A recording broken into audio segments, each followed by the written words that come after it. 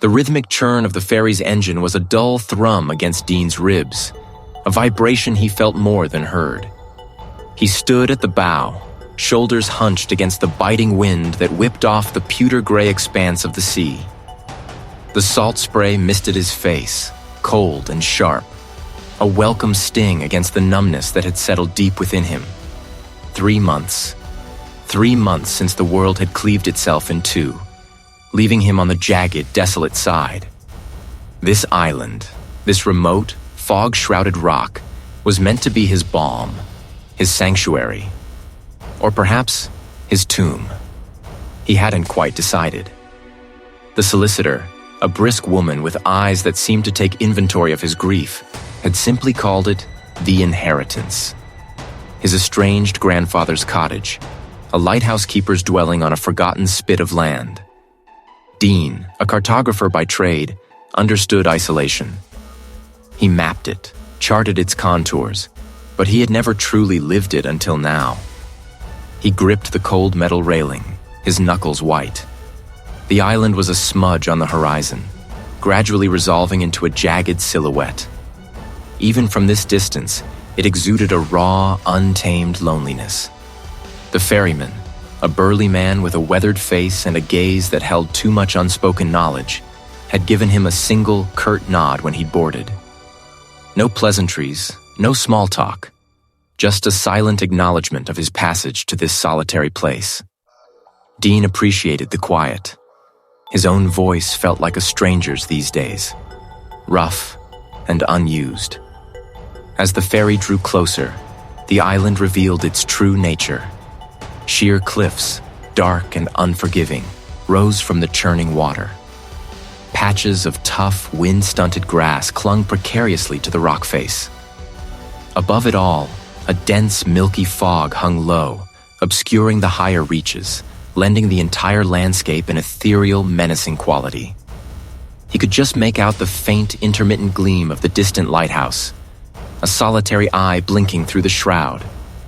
The ferry bumped against a rudimentary wooden dock, groaning under the strain. There was no bustling port, no village. Just a single rickety pier jutting into the tumultuous waves. A small, dented utility vehicle, its paint faded and peeling, waited near the end of the dock. Dean was the only passenger disembarking.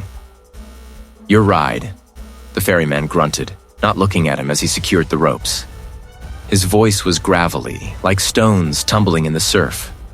Dean nodded, retrieving his duffel bag and a box of old maps, his tools of solace. It wasn't just the wind. It was a sense of profound stillness, of something ancient holding its breath. He stepped onto the damp, salt-slicked planks of the dock. A faint, almost imperceptible metallic tang lingered beneath it, something Dean couldn't quite place. He scanned the shore. To his left, partially obscured by a cluster of gnarled, wind-beaten trees, he saw the skeletal remains of what looked like a derelict structure. A faded, barely legible signpost leaned drunkenly beside a crumbling path. Island Research Station. Restricted access. The letters were flaking, almost swallowed by rust.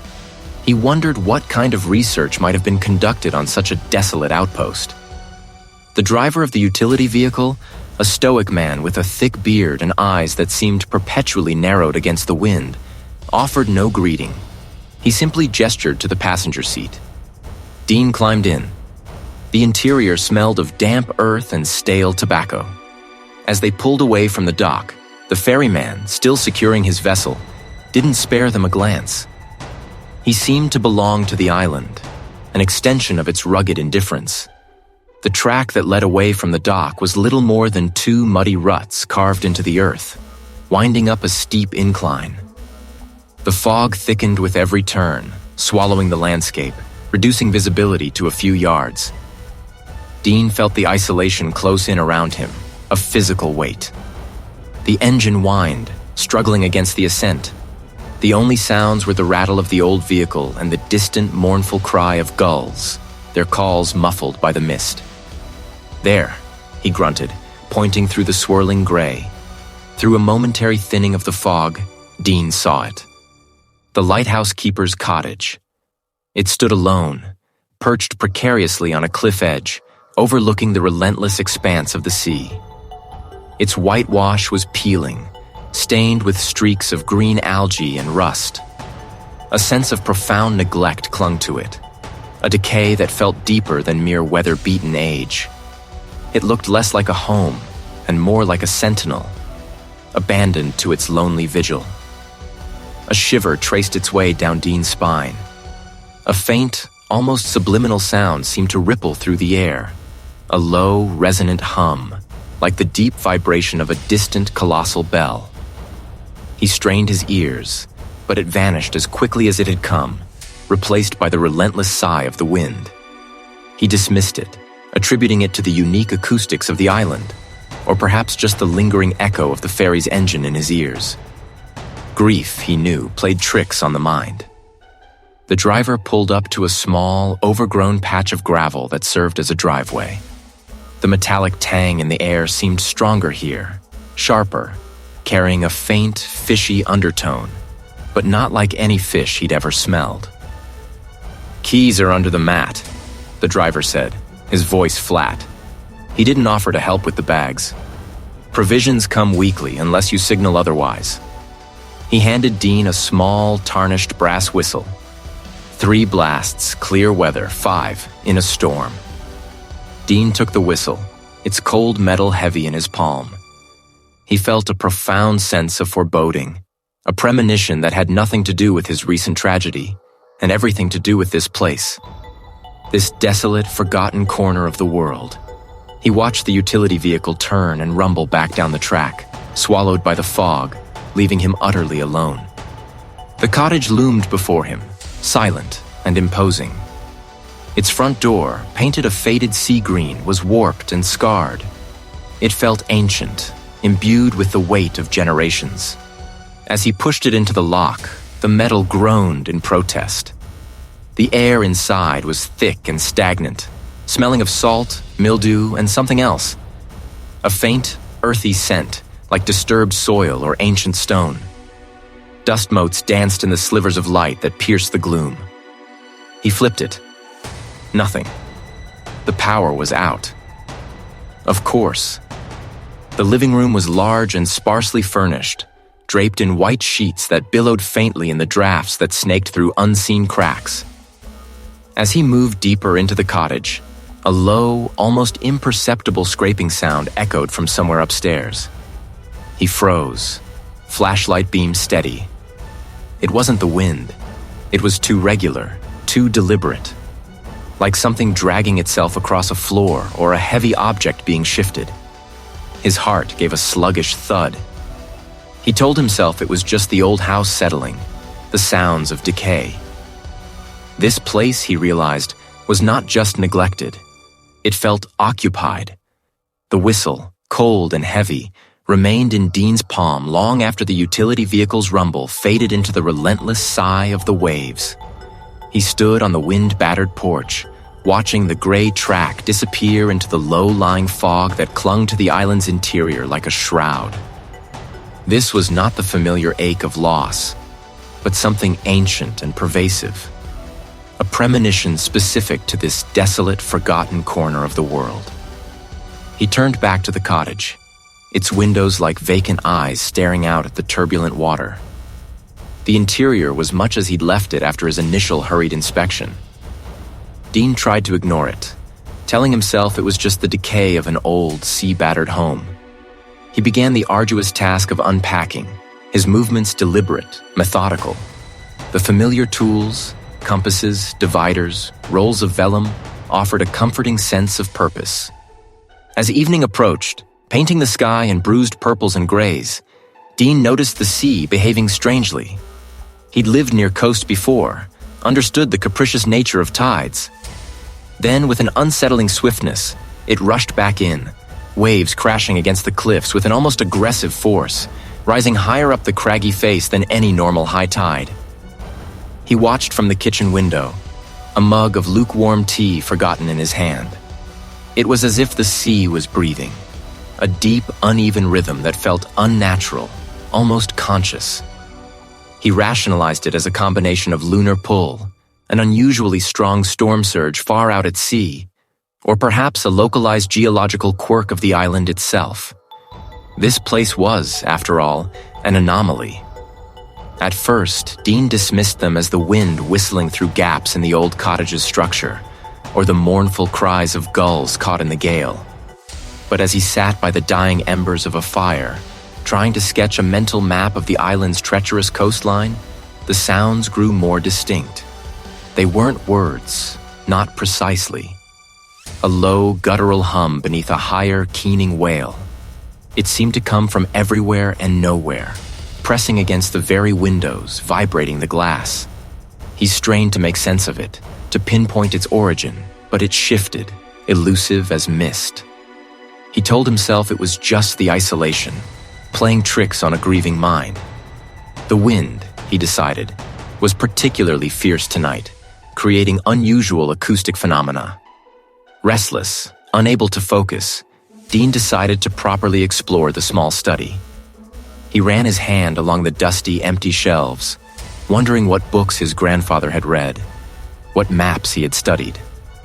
In a forgotten corner, tucked behind a loose floorboard that groaned when he pressed on it, he found a small, heavy wooden chest.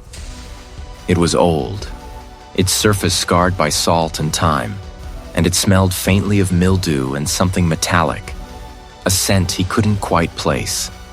Inside, nestled amongst brittle charts and corroded brass instruments, was a leather-bound journal. Its cover was warped, its pages swollen and stained by seawater, the ink bleeding in places like old wounds. Dean opened it carefully. The handwriting was his grandfather's, familiar yet unsettlingly erratic. The initial entries were mundane observations of weather and shipping, typical for a lighthouse keeper. But as he turned the water-damaged pages, the tone shifted. The entries became fragmented, increasingly paranoid. There were sketches, crude, frantic drawings of impossibly deep trenches, creatures with too many limbs and too wide mouths, and swirling hypnotic patterns that seemed to shift on the page. One recurring phrase, scrawled repeatedly in the margins, stood out: the deep song. And then, a specific entry dated years ago, describing a breach and the incident at the research station. Dean frowned. He hadn't known there was a research station on the island, nor did the island's sparse history mention one. What looked like distorted musical notations, all soaked through with what Dean hoped was just seawater. He closed the journal slowly, the damp leather cool against his fingers. His rational mind scrambled for explanations. His grandfather, a solitary man, likely suffered from the intense isolation of the lighthouse. The journal was the ramblings of an old man, alone for too long, his mind unraveling in the face of the sea's indifferent vastness. But outside, beyond the rattling panes, the wind seemed to pick up, carrying with it a faint, insistent thrum, deeper and more resonant than before. It wasn't just the wind. Dean clutched the journal, his knuckles white. He was alone, truly alone, and the island was beginning to sing. The strange object in his hand, the unnerving encounter with the delivery driver, and the unsettling atmosphere of the cottage had solidified a nascent resolve. He would not simply exist here. He would unravel whatever secrets his grandfather had left behind. His first step was the journal. Back inside, the cottage felt colder, the silence heavier. The journal, which had previously seemed an impenetrable relic, now drew him in with an almost magnetic pull. He settled into the armchair, the worn fabric groaning beneath his weight, and opened it again. This time, he didn't skim. He meticulously traced the faded ink, allowing his mind to attune to the looping script. Pages that had once seemed dense with rambling observations now revealed fragments of a narrative. His grandfather's entries, initially disjointed, began to coalesce around a recurring theme. The sea, not as a benign force of nature, but as something sentient, hungry. The bargain struck long ago. A city offered, a peace secured, but the payment grows due. What city? What payment? The vague unease he'd felt before sharpened into a prickle of genuine apprehension. He spent the rest of the day poring over the few books his grandfather had left behind, mostly maritime charts and obscure volumes on island folklore. The common thread was an entity, formless yet immense, dwelling beneath the waves, demanding reverence. The following morning, Dean knew he needed more. He needed objective information, something beyond his grandfather's cryptic musings and local superstitions. The delivery driver had mentioned a research station, a place where the island's peculiar geology and marine life were studied. It was his only lead. The drive was slow, the dirt track barely navigable in places, winding through dense, wind-stunted pines and across exposed stretches of rock. The fog, though thinner than yesterday, still clung to the higher elevations, lending the landscape an otherworldly, muted quality. The research station itself was a low, squat building of gray concrete, perched precariously on a rocky outcrop overlooking a different, calmer cove. Inside, the air was cool and smelled faintly of brine and old paper. A lone figure, an elderly archivist with spectacles perched low on his nose, looked up from a microfiche reader as Dean entered. His eyes, magnified by the lenses, held a weary intelligence. "Can Dean help you?" he asked, his voice raspy like dry leaves. Dean explained his inheritance, his grandfather's journals, and his interest in the island's history, carefully omitting the more unsettling details. He asked about local legends, about the geology of the seafloor, about anything unusual. The archivist listened, her gaze unwavering. "The island has its stories," she said, her voice dropping to a murmur. "Always has. Fishermen speak of things best left undisturbed. Ancient rites, yes. Superstition from a time when the sea was a greater mystery." She gestured vaguely towards a wall of dusty binders. "We have geological surveys, bathymetric charts. You're welcome to look." Dean spent hours there, poring over maps that showed impossible depths just miles offshore, charts detailing strange magnetic anomalies, and old newspaper clippings describing unexplained phenomena, strange lights in the water, sudden localized fogs that swallowed boats, entire schools of fish vanishing overnight. He found no direct mention of a pact or a binding promise, but the sheer volume of inexplicable events, coupled with the persistent folktales of a drowned city, began to paint a disquieting picture.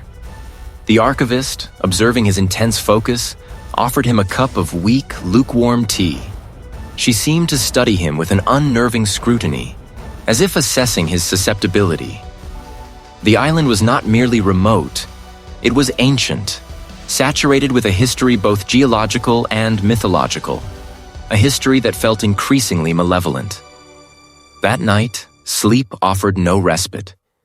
His dreams were not merely disturbing, they were visceral, immersive.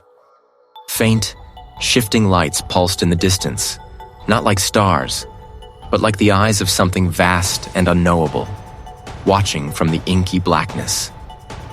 He woke with a gasp, his body slick with sweat, the taste of salt still on his tongue. The cottage was silent, save for the relentless moan of the wind and the distant crash of waves.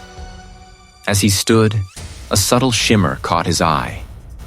On the damp stone sill of the small, fogged window, a patch of something unfamiliar glowed with a faint, ethereal blue light. It was a filamentous growth, delicate yet vibrant, clinging to the rough stone like spilled starlight. He leaned closer, his breath hitching. It pulsed, softly, with an inner luminescence. Bioluminescent algae. But how? And why here, inside his cottage, clinging to the very fabric of his temporary refuge? The deep, it seemed, was already reaching for him. The impossible depths marked on his grandfather's nautical charts had begun to blur with the strange, localized fogs described in the brittle newspaper clippings. He had spent hours in the small, cluttered study, the scent of brine and old paper clinging to the air, a constant reminder of the ocean's vast, indifferent presence. It began subtly, a low thrum against the soles of his feet, barely perceptible, like the distant heavy breath of the sea itself. He dismissed it as the house settling, the wind vibrating through the old timbers. But it persisted, a faint, resonant hum that seemed to originate from everywhere and nowhere, a vibration that found purchase not in his ears, but deep within his skull. He rubbed his temples, a dull ache beginning to bloom behind his eyes. He stood, stretching the stiffness from his back, and caught his reflection in the dark, wavy glass of the window pane. He blinked, and the distortion vanished, leaving only his own tired, strained features staring back.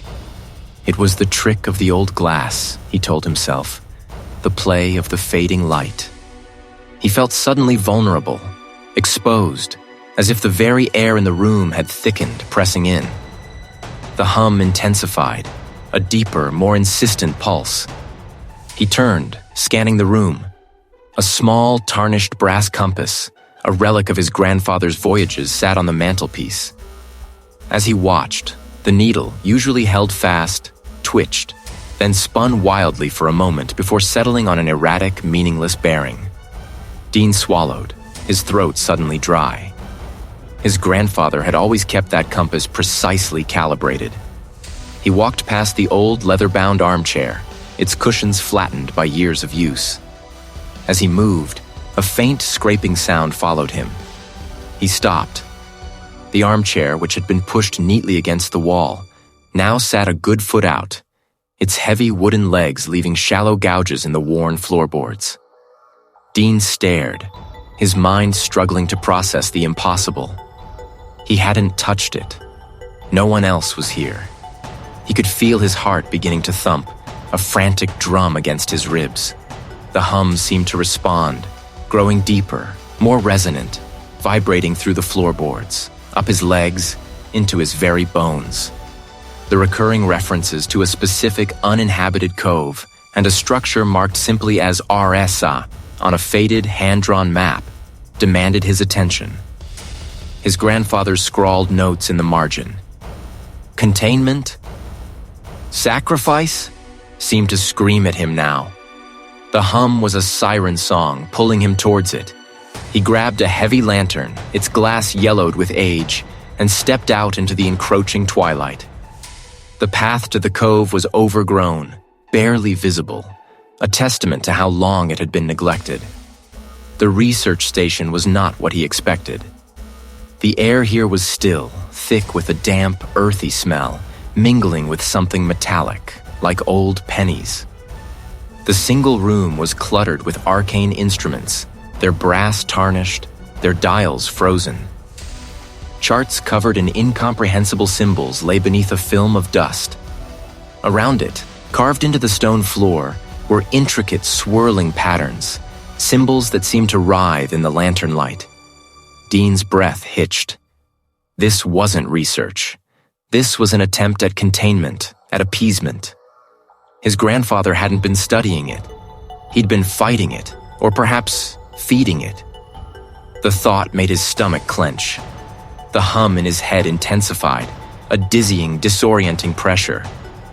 He turned, feeling a sudden, overwhelming urge to flee, to escape the suffocating presence that clung to this place. As he moved, his lantern beam swept across the far wall.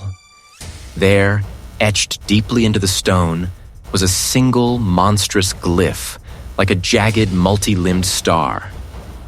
And beneath it, a faint, aqueous shimmer. He froze. Dean couldn't move. He couldn't scream. His lungs burned, his muscles locked. The thing, if it could be called that, drifted towards him, silent, inexorable. It carried the scent of brine and something else, something ancient and rotten, a smell that scraped against the inside of his nostrils. Just as the leading edge of the aqueous mass reached for him, a guttural shriek, impossibly deep and resonant, tore through the air, seemingly from within the mass itself. He scrambled for the door, his hands fumbling with the heavy latch, the shriek still vibrating in his ears, in his very teeth. He didn't look back. He knew now. It was real. And it was here. The chill that had seeped into Dean's fingers from the old charts now felt like it had burrowed deeper, lodging itself in his bones. He stared at the impossible depths marked on the nautical maps, the lines of magnetic anomaly intertwining with the strange, localized fogs described in the brittle newspaper clippings. The air in the cottage, usually a comforting scent of sea salt and old paper, seemed to thicken, pressing in on him. He pushed the charts aside, his gaze falling back on the journal. Its leather cover, worn smooth from years of handling, felt strangely warm beneath his palm. He needed to understand.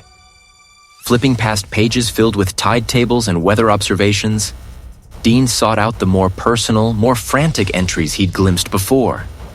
The ink was often faded, the script hurried, but a few phrases jumped out, underlined repeatedly. The cadence of the deep, holding the line, the offering must be made. Dean's breath hitched. Offering? He reread the words, his mind struggling to reconcile them with the image of his rational, if eccentric, grandfather. There were references to specific dates, lunar cycles. His grandfather hadn't just been observing. He had been doing. The realization hit Dean with the force of a physical blow. The journal wasn't a record of a phenomenon. It was a logbook of active engagement, a desperate, solitary vigil. The barrier thins, one entry read, the words scrawled almost illegibly. It answers the call, must reaffirm the pact. A pact. Not a scientific study, but a bargain, a ritual. His grandfather hadn't been a detached witness. He had been the guardian, the keeper of a terrible secret, tasked with maintaining a fragile truce. As Dean absorbed this, a subtle change occurred. The distant murmur of the ocean outside, usually a soothing rhythm, began to twist. It wasn't just waves anymore. It wasn't loud, but it was insistent, vibrating in his teeth, a pressure behind his eyes. He squeezed them shut, then opened them. The edges of his vision seemed to shimmer, the familiar contours of his desk wavering for a fraction of a second. Was he just tired? The thought was a weak, fluttering thing against the rising tide of unease. The deep song. It was no longer a phrase in a journal.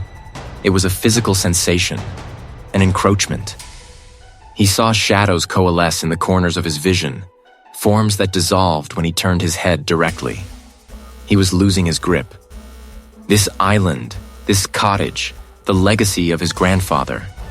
It was all unraveling him.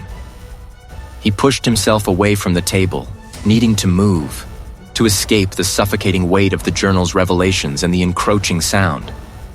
His gaze fell upon a later entry, marked by a hasty sketch of the lighthouse's base. The old station, it read, holds the heart of it. Maintain the ward. The chamber must remain sealed. The old station.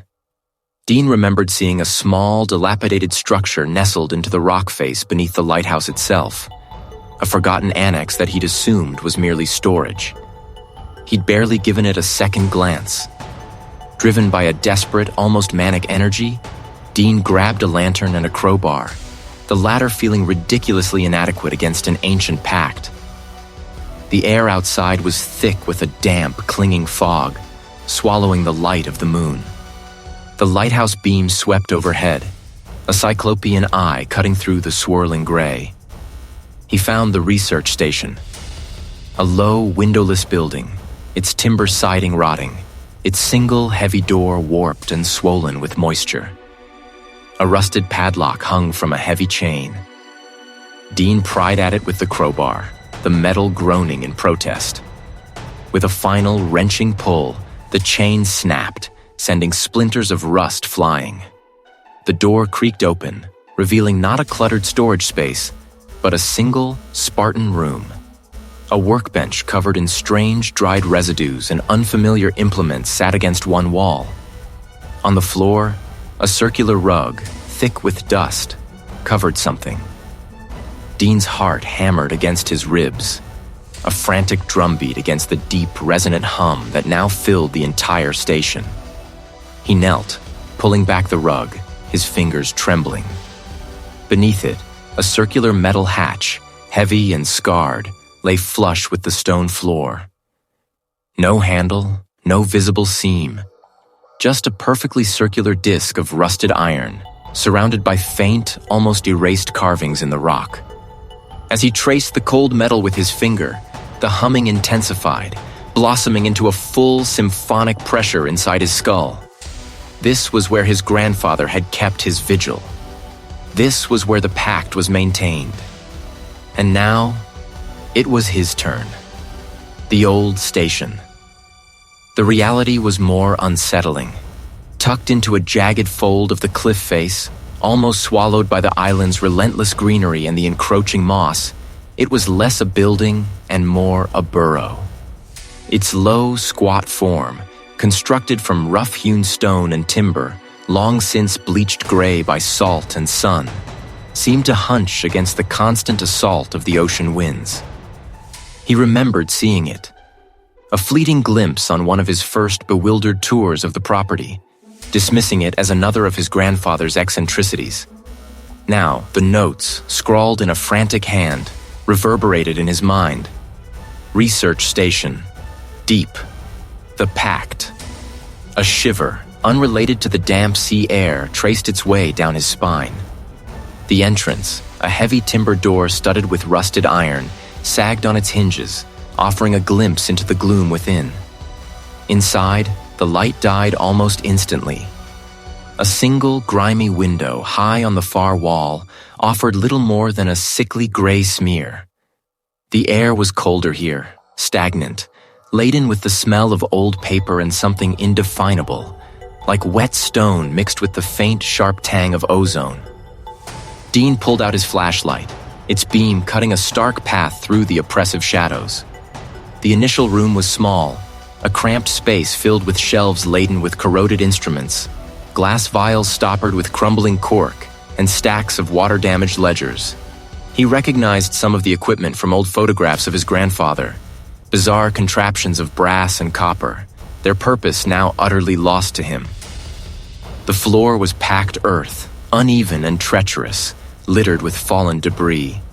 He moved slowly, his boots crunching on dried leaves and what felt like fragments of bone.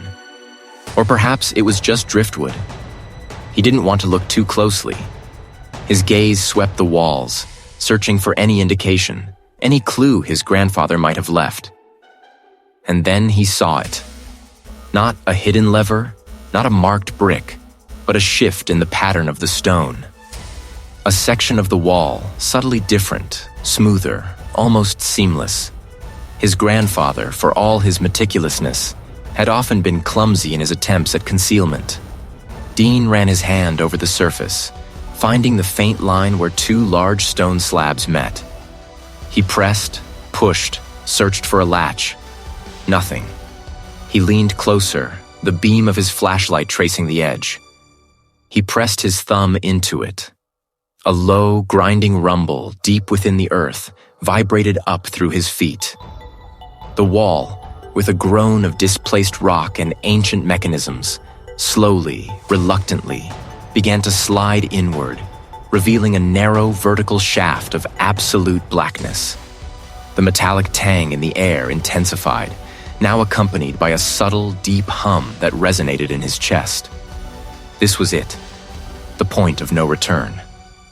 Every instinct screamed at him to retreat, to run back to the familiar, if unsettling, comfort of the cottage. But the drive for answers, the gnawing curiosity fueled by his grief and the strange events on the island, propelled him forward. He had to know. The hum grew louder, a persistent thrumming that seemed to emanate from the very stone itself. He began his descent, scrambling down a precarious series of footholds carved into the rock, the beam of his light bouncing wildly. The air grew heavy, almost viscous, pressing in on him, making it hard to breathe. The tunnel opened abruptly into a vast circular chamber. Dean stumbled, catching himself on the rough stone, his breath catching in his throat. This was no natural cave. In the center of the chamber, dominating the space, was it.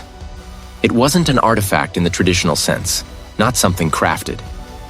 Within its depths, faint, unholy lights pulsed. Not reflections, but internal emanations. This was the entity's true presence, its anchor. It was utterly alien, utterly indifferent, and utterly terrifyingly real.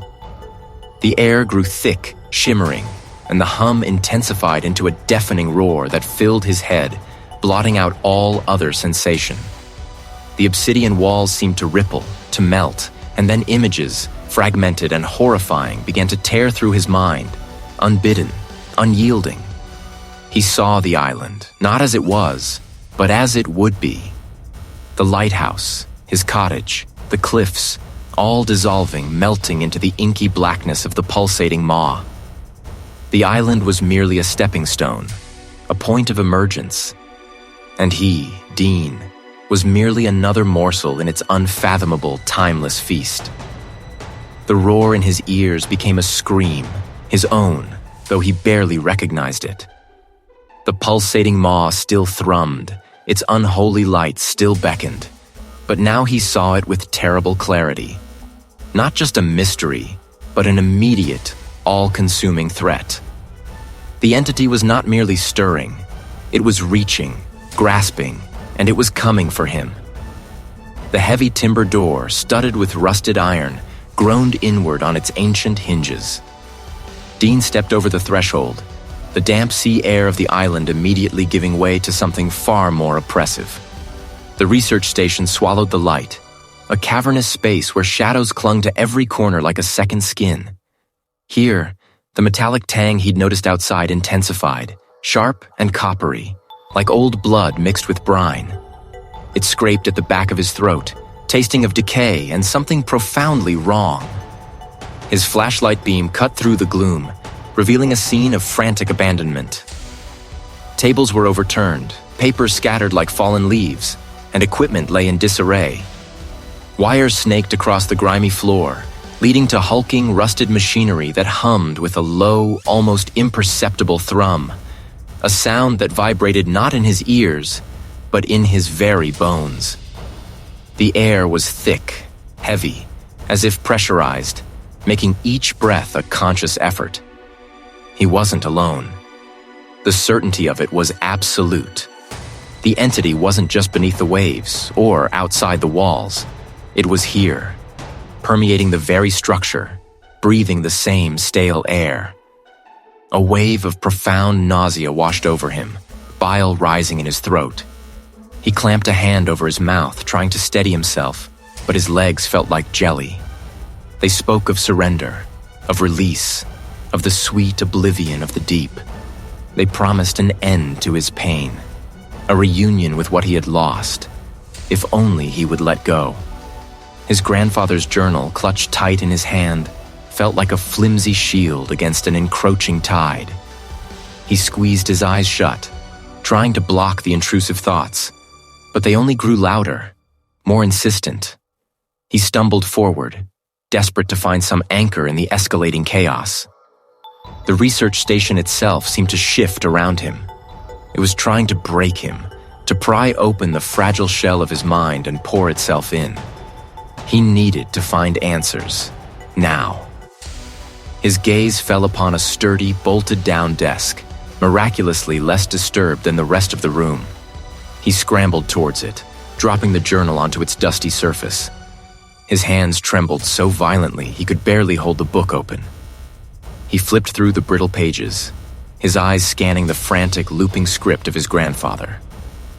The earlier entries, meticulously detailed, gave way to increasingly desperate scrawls, drawings of impossible creatures, and symbols that seemed to writhe on the page.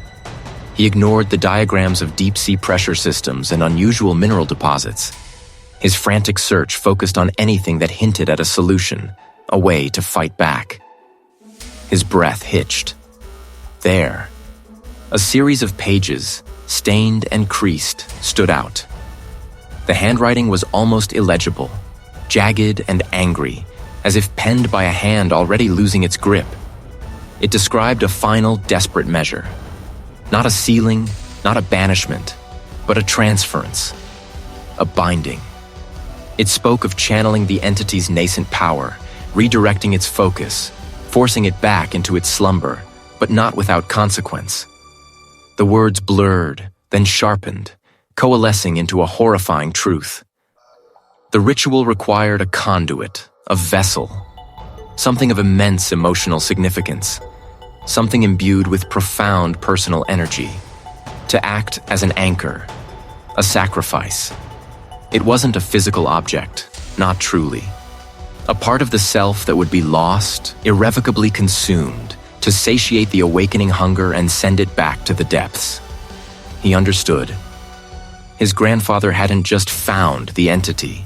He had been protecting the island, holding it at bay with his own terrible sacrifice.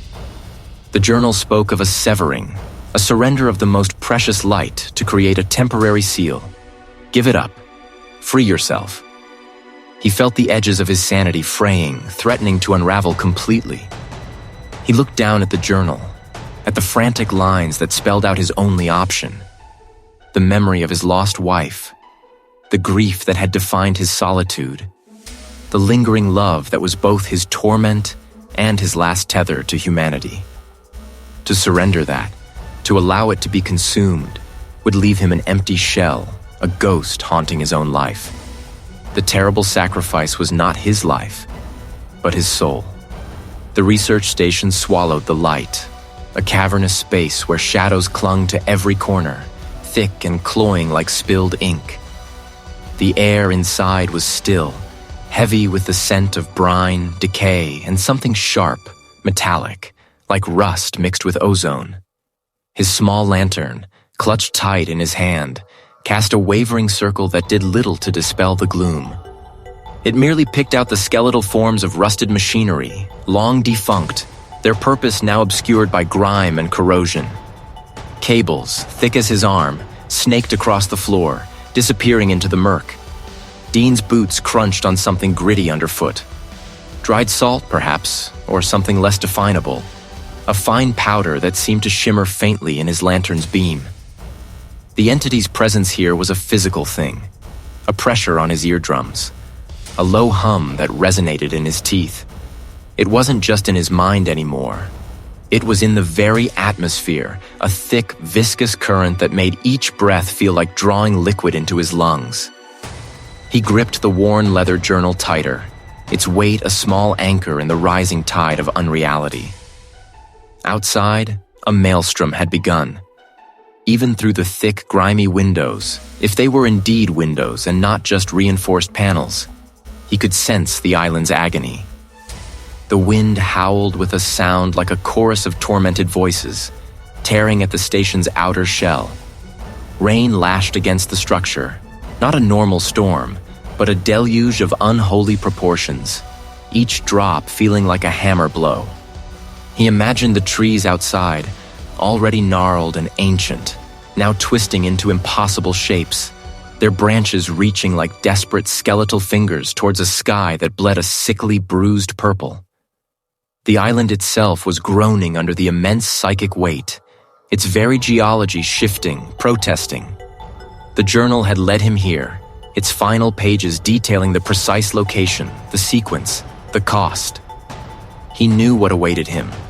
His grandfather's frantic, fragmented notes, scrawled in a hand that grew increasingly erratic, had become his roadmap to salvation. Or damnation. He navigated a labyrinth of towering metal racks, once holding unknown specimens or arcane equipment, now empty and skeletal. He found himself in a central chamber, larger than the others, its ceiling lost in the gloom. In the center, a raised platform, circular and stained, dominated the space. Around it, a series of console-like structures, their screens shattered, their dials frozen, stood like sentinels. This was it, the heart of it all. He swept his lantern across the platform. It mirrored one of the more cryptic illustrations in his grandfather's journal. A complex mandala of interconnected symbols, lines, and strange, archaic glyphs. It wasn't just a diagram. It was a map, a circuit, a key. and in its very center a depression, perfectly circular, about the size of his palm. It wasn't just any stone. It was obsidian, but not the dull, matte black he knew. This stone pulsed with an inner, faint luminescence, a deep, midnight blue that seemed to absorb the light of his lantern rather than reflect it. This was the focus, the anchor, the final component his grandfather had sought, the missing piece for the counter-ritual. The counter-ritual wasn't merely about banishing the entity. It was about severing the connection, not just between the island and the deep, but between himself and the thread of madness that ran through his lineage, a thread the entity had been tugging on.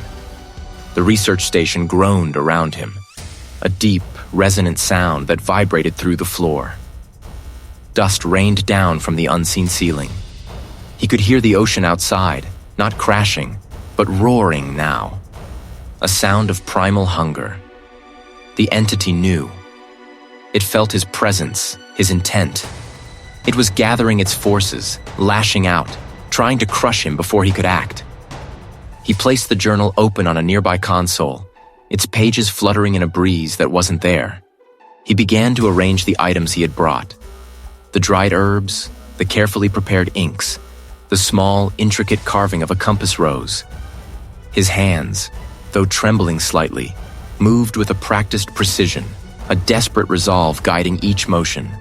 He had come too far, lost too much to turn back now. The counter-ritual was the only path left.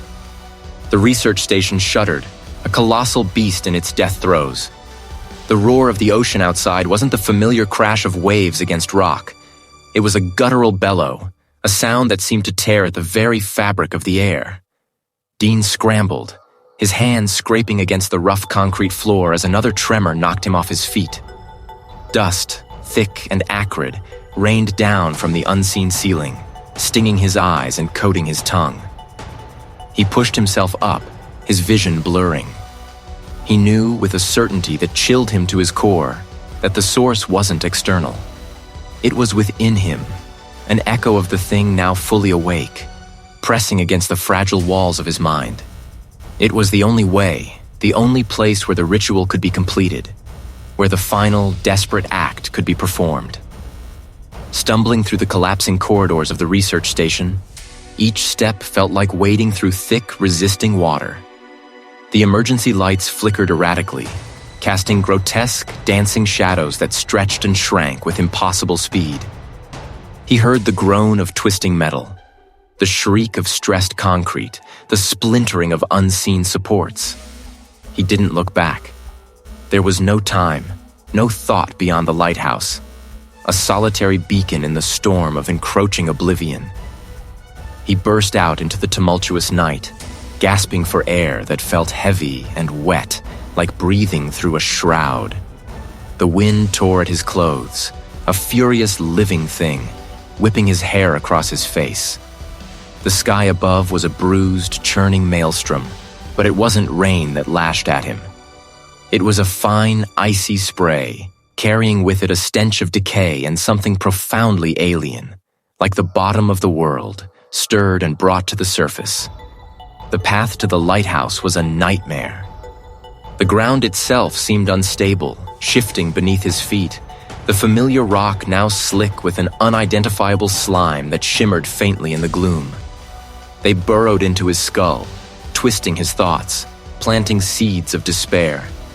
You are nothing. You are alone. It is all consuming. He kept moving, his legs burning, his lungs aching. The lighthouse, a silhouette against the malevolent sky, seemed to grow and shrink with each flicker of the distant lightning. It was closer now, its beams struggling against the suffocating gloom, a desperate pulse in the heart of the storm. The door to the lighthouse stood ajar, warped and groaning on its hinges. He pushed it open, stepping into the echoing circular chamber. The air inside was thick, charged, almost viscous. The entity was here. He could feel it, a crushing presence, a weight that pressed down on him from all sides, threatening to flatten him into the stone floor. A soundless voice echoed in his mind. ancient and vast, speaking of despair, of forgotten aeons, of the futility of human existence. It was a psychological onslaught, designed to break him, to make him surrender. But Dean pushed back. He remembered the old journals, the cryptic symbols, the desperate hope in his grandfather's scrawled notes. He understood now. The pact wasn't just awakened. It was a hungry maw, demanding sustenance. His grandfather hadn't just forgotten it. He had sought to contain it, to delay its full awakening, passing the burden down through blood. The ritual wasn't just to seal the portal. It was to sever the connection, to deny the entity its anchor in this reality, an anchor forged by generations of proximity and, perhaps, unwitting appeasement. The walls of the lighthouse seemed to warp, the stone breathing, the iron railings twisting into impossible shapes. He could hear a faint, high-pitched keening, a sound that was both a lament and a hungry cry. He reached the lantern room. The air vibrated with unimaginable power. It was vast, ancient, and utterly indifferent to human suffering. Dean staggered to the central mechanism, the heart of the lighthouse. He clutched the heavy, barnacle-encrusted ceremonial dagger his grandfather had left, its blade dull but humming with a strange energy. The entity fed on connection, on the very threads that bound existence. He thought of his lost loved ones, of the profound sorrow that had shaped his life, of the very essence of his being that yearned for what was gone. This was the sacrifice, not his life, but his connection to that grief, to that profound human experience. He had to sever the part of him that clung to the past, that felt the keen edge of loss, that defined him in his sorrow. It was a profound, terrifying severing, a tearing of his soul. With a ragged cry, Dean plunged the dagger into the heart of the mechanism, into the pulsing light, into the very locus of the entity's manifestation. His memories of them, once sharp and agonizing, blurred, softened, became distant echoes. The grief, once a living wound, became a dull ache, then a profound emptiness. The keening intensified, becoming a shriek of pure, unadulterated rage. The lighthouse groaned, the glass of the lantern room cracking, the walls threatening to implode. The crushing pressure lessened, replaced by a vacuum, a terrifying absence. The world spun, then steadied. The roar of the ocean outside softened, returning to the familiar crash of waves. The sky, though still bruised, no longer churned with malevolence. The entity was gone, or at least sealed. But the cost? He had saved the island, but he had lost a part of himself, perhaps forever. He kept moving, his legs burning, his lungs aching. As he stumbled onto the slick, seaweed-strewn path leading to the lighthouse door, the wind became a physical assailant, tearing at his clothes, trying to peel him from the rock. Water, thick and heavy, sluiced down the ancient stone, washing over his boots, numbing his feet. The metal door, rusted and barnacled, groaned open with a shriek that echoed the storm's fury. Inside, the air was cold, damp, and smelled of salt, ozone, and something else. Something metallic and ancient, like forgotten machinery. Dean slammed the door shut, plunging the small entry chamber into near-total darkness, save for the faint rhythmic sweep of the lens above. He leaned against the rough stone wall, gasping, his chest heaving, the sound shockingly loud in the sudden relative quiet. He was here. He had made it. Each step was a battle, his muscles screaming in protest. The rhythmic groan of the lighthouse mechanism grew louder with every turn, a low, resonant thrum that vibrated in his bones, a sound that felt less like machinery and more like a living, breathing thing. He imagined the vast, unseen bulk stirring beneath the waves, its tendrils of influence already reaching, pressing against the very stone of the tower, against the fragile shell of his mind. At last, he pushed open the final hatch, emerging into the lantern room. The lens, enormous and intricate, spun with a slow, deliberate majesty, casting its weak yellow light into the maelstrom. The wind shrieked around the glass enclosure, a banshee's wail. His grandfather's final, cryptic journal entry, scrawled in the margin of a tide chart, flashed in his mind. The light holds it, but the light must be fed. A pact, Dean, a pact. He looked around the lantern room, the air thick with the smell of old oil and the faint, acrid tang of ozone. There was a small, ornate lever beside the main gear assembly, unlike any other he'd seen. This was the mechanism of the pact. He reached for the lever, his hand trembling. He felt a sudden, sharp clarity, a terrible understanding of the sacrifice his grandfather had made and the burden he was about to inherit. The deep song was not merely a threat. It was a hungry god, pacified only by a constant conscious act of warding, a tethering of human will to the ancient churning power of the deep. And the lighthouse, this beacon of safety, was its prison and its conduit. With a grunt, Dean pulled the lever down. A shudder ran through the entire tower. The thrumming intensified, becoming a deafening roar that vibrated through the floor, the walls, his very skull. The lens spun faster, the beam strengthening, pushing back against the storm with a newfound ferocity. He clamped his eyes shut, gritting his teeth, fighting the overwhelming urge to scream, to surrender. The pressure mounted, then, slowly, agonizingly, began to recede. The thrumming subsided to a deep, resonant hum once more. The storm outside, though still fierce, felt less malevolent, less personally directed. He opened his eyes. The lighthouse beam cut a steady, unwavering swathe through the gloom. But Dean was changed, connected. He was no longer just Dean, the reclusive cartographer. He was something else now, a guardian, bound to the light, bound to the depths. Days blurred into a haze of exhaustion and a strange, quiet vigilance. The storm eventually broke, leaving behind a pristine, unsettling calm. Dean found himself drawn, almost unconsciously, to a small, isolated building nestled near the island's only natural harbor. It was the research station his grandfather had mentioned in passing, a place Dean had always dismissed as an old man's eccentricity. The research station was small, a single room cluttered with archaic instruments, charts, and carefully preserved journals. He found his grandfather's meticulous logs, detailing decades of observations, seismic anomalies, unusual marine life patterns, and increasingly entries about the pressure and the song. The later entries grew erratic, scrawled with a desperate hand. Dean's eyes scanned pages filled with his grandfather's elegant script, now twisted into frantic lines describing the entity's awakening, its encroaching influence, the constant battle to maintain the ward. Then he saw it. A final, stark entry, dated just days before his grandfather's disappearance. The pact requires a new anchor. The bloodline is attuned.